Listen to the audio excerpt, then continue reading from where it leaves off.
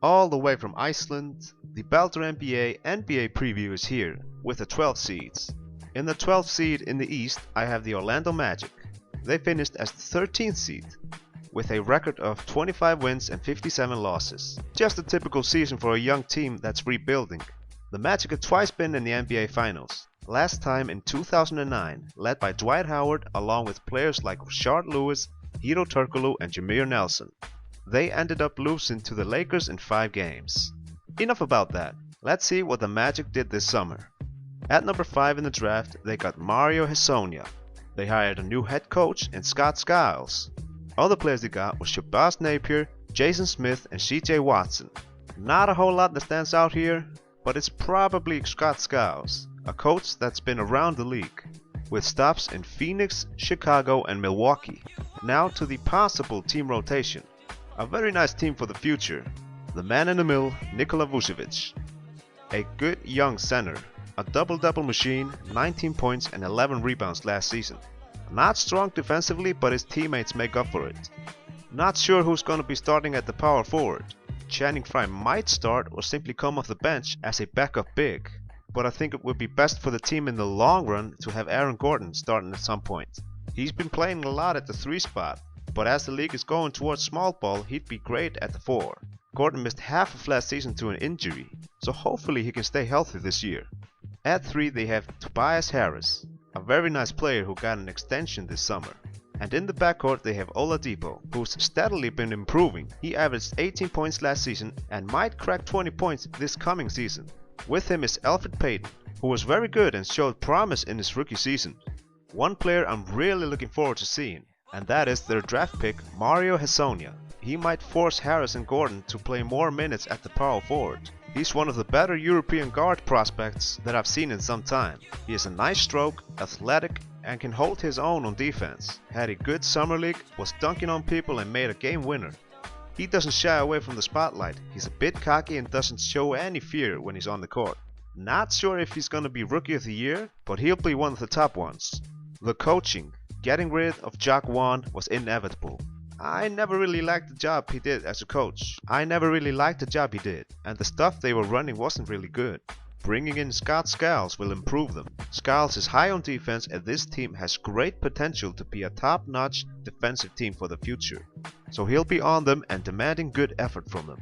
To finish things off, I think the Magic will take a step forward this year.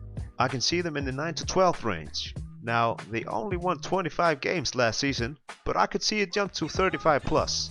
They are still very young and possibly a year away from the playoffs. On to the next team. I have the Trailblazers sitting in the 12th seed in the Western Conference.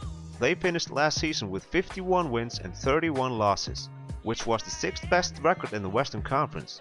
But because they led the Northwest Division, they were the 4th seed. But with the new rule changes this season, that won't be able to happen. They eventually lost in the first round to the Memphis Grizzlies in 5 games. The best results the Blazers have had came in 1977, back when Bill Walton led the Portland Trailblazers to win the Sixers in 6 games. This is still to this date the youngest team to win an NBA title, with the average age of 24.5 years old. Let's see how the Blazers offseason was. It was a bad one.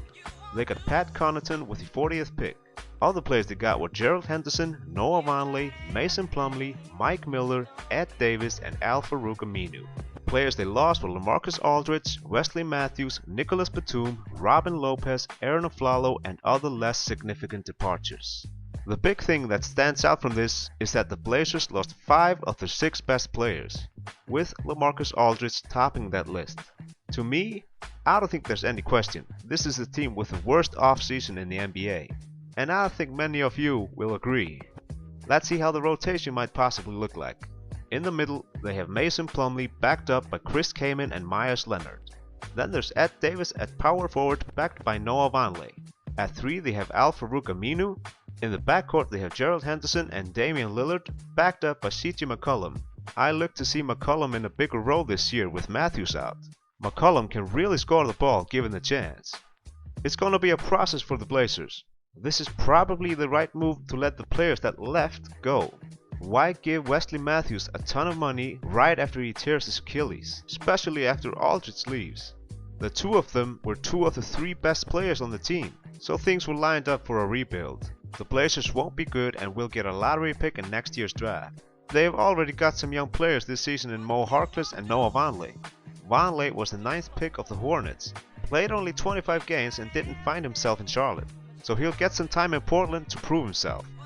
Damian Lillard will very likely have his best year stats-wise. He's really the reason I ranked the Blazers this high, if you can call the 12th seed high, because without him, the Blazers would be a 15th seed. He signed a new 5-year deal worth $129 million with the Blazers, so he's there for the long haul.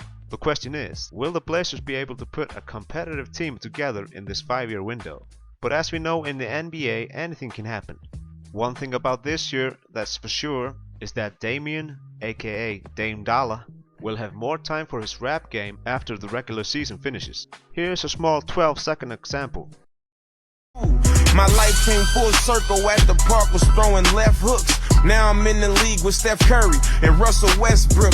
Took a couple bumps, boy, you never receive. My chest shook, my heart came from a lion. That sounds good.